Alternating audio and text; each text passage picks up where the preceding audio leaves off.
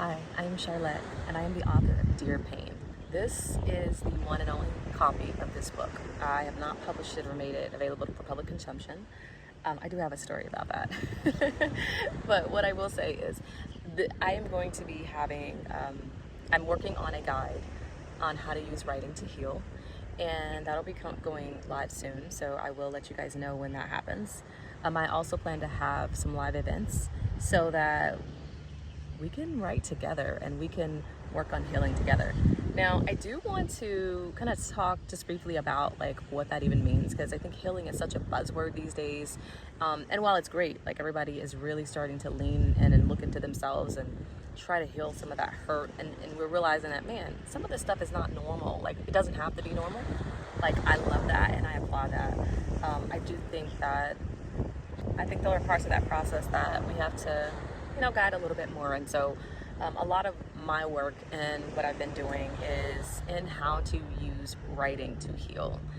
Because this book, I wrote this book during a very dark time in my life, and I had to take a journey to write this. Actually, it's not a huge book, but the impact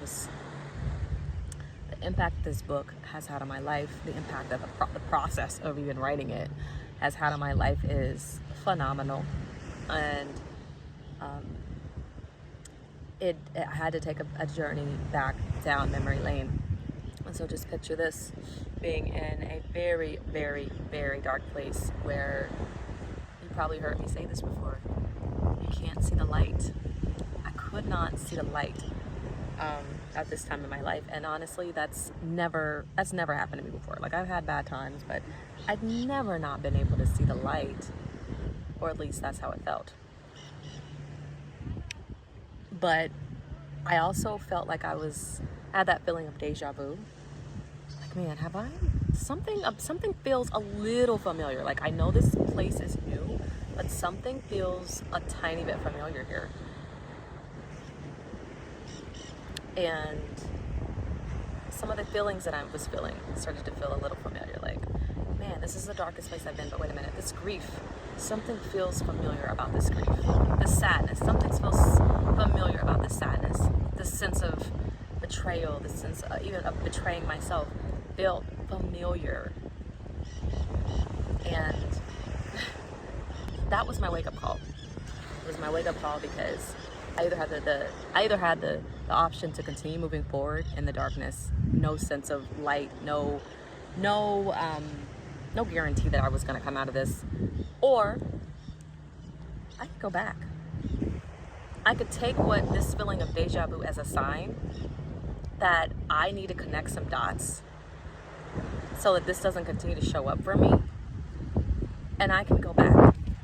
You ever heard that saying, take 3 steps back so you can take 10 steps forward? So I decided I was going to do that. Like, it's dark in front of me, it's dark behind me. Hell, I'm going to go back. And that's what I did. And when I went back, I took my pen with me. And this is the result of a lot of that work that I did. I went back all the way to the beginning. And honestly, the process of writing this book was it was a ball of emotion. If you could picture me sitting in a coffee shop, my laptop up and running, Google Docs open, solemn look on my face, tears running down my eyes because it's making sense, it's adding up, but also feeling a sense of elation and just I can't even put the emotions into words, but like, I felt a lot of emotions, okay? And I was sitting in this coffee shop and all this stuff was going on in my head. And I'm just typing and I'm like, oh, I got it, but there's also tears because I'm like, oh God, I'm also facing the pain at this point and the hurt. But it's also like, damn, I figured it out. I'm figuring it out. Like, this is making sense. This is what I was supposed to figure out. That's just a little bit of a glimpse into my writing process, and some of the memorable moments of it. And it was part of healing. So when people talk about healing these days, it sounds so peaceful and like just oh, you just sit back and just let everything heal itself. But healing is work. When I say work, I mean it is work. I clocked in like I was going to work. I had to actually schedule time to myself to actually go somewhere. There were times that I went to this coffee shop and I sat outside of my car and I cried in my car for like 20 minutes before I could get up to go in. It's real stuff. Like I almost wouldn't go in. That's work. Getting in there and sitting there with my laptop when I could be out doing something else and actually saying, no, you're going to go back and you're going to figure out what's going on. You're going to keep going on that journey. That's work. And consistently doing that day in and day out.